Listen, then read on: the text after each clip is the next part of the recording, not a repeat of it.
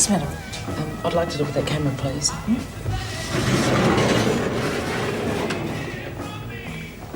That's a Minolta. It's got an automatic focus. How does it work?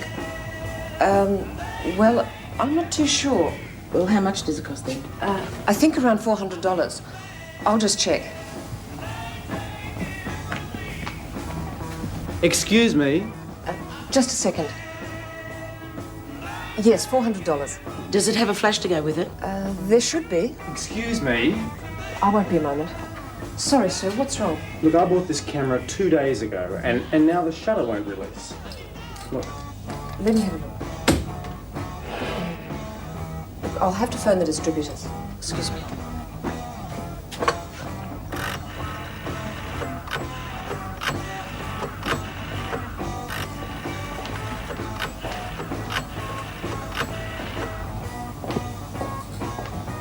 Hello, service department, please.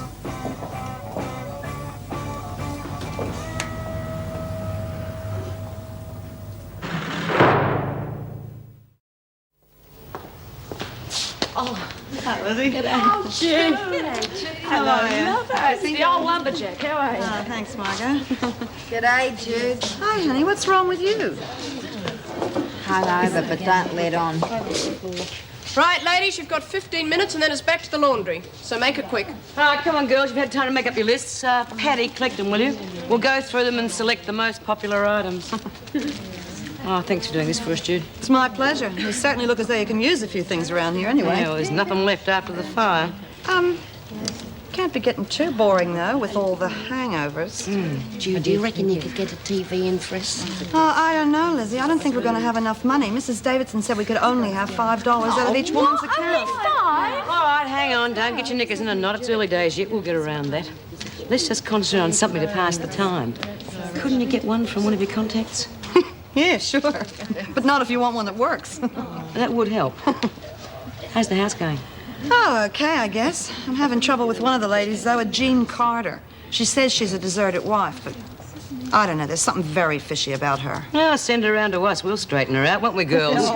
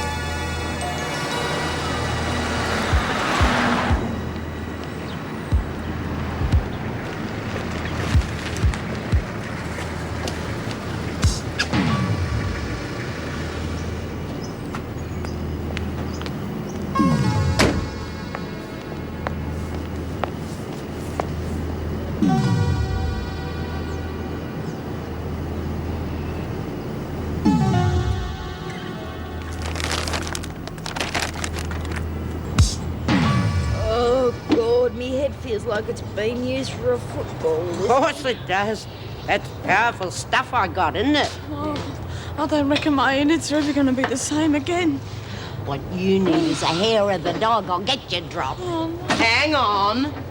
You go splashing it around like that, the screws will be onto it quick smart. We don't want to waste it, It might evaporate or something. No grog until the Savo. Might as well have a decent party and cheer our miserable selves up.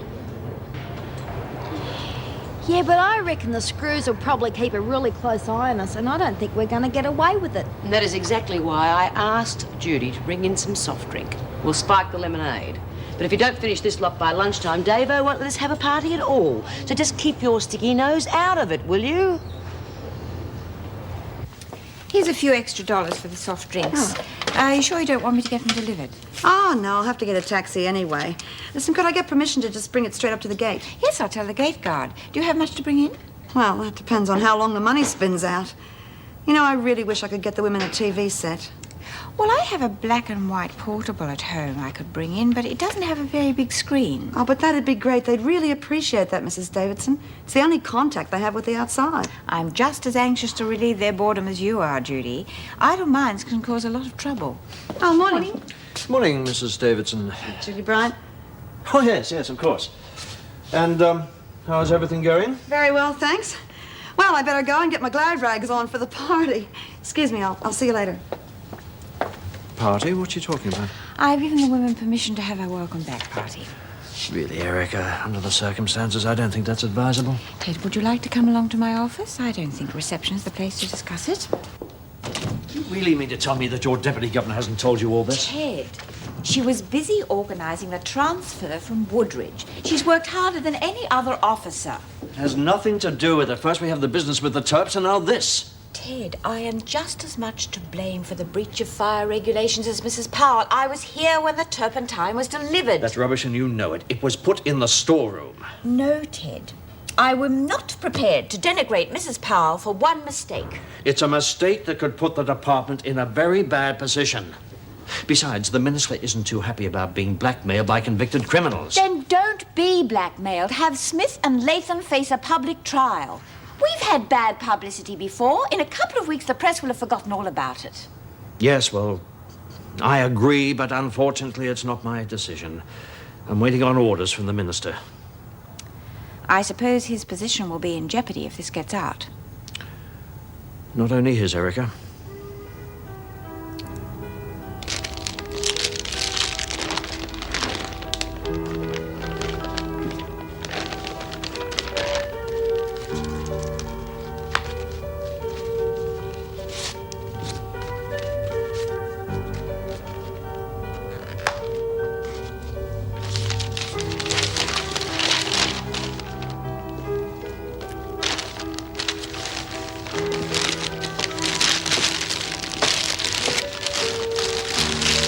G'day.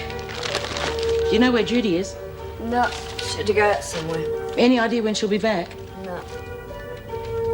Do you know if there's a pawn shop around here? Yeah, there's a couple.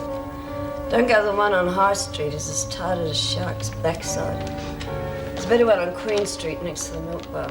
Okay, thanks. Hi, Jerry. Hello, Judy. What's the celebration? Oh, the women are having a welcome back party. I'm laying on the drinks. Any excuse for a booze-up? Hey, come on. You know everyone in here signed the pledge.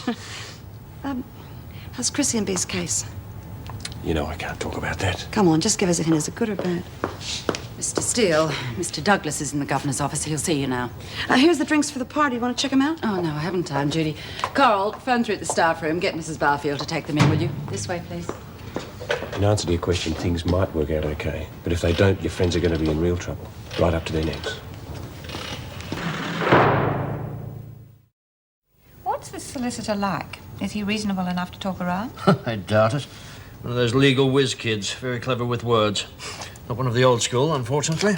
You don't think we could talk him out of this arrangement, appeal to his sense of propriety? Good Lord, no. First hint of that, and he'd be straight around to one of those scandal rags.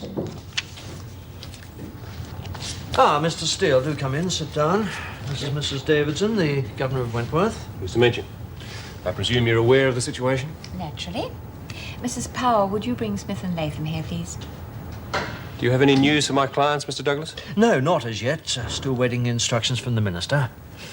Well, perhaps you could ring the minister's office. I do have another appointment in an hour. Yes, of course. Yeah, I wouldn't worry too much, Mrs. Powell. You're bound to find another job eventually. I did hear that looking for keepers at the zoo. Hey, Jude! Smith, where the hell do you think you're going? How's it going? Are you out of your mind? She's going to skin you alive. Smith, will you get out here? Let her rave. Don't worry, Mrs. Powell. I'll be with you in a second. Listen, Smith, get out here now or get some officers to drag you out. Listen, did you bring the stuff? All right, don't you move. You're out of your mind. Hey, for Pete's sake, come on. Listen, go, please. I just saw Jerry now, and he said you might be in trouble. Yeah, well, maybe we are, but I'm not going to let her see it, am I? Not old po-face. I'll see you later. Don't you think we're in enough trouble as it is without all that going on? You know the trouble with you, Chrissy? You have no sense of adventure.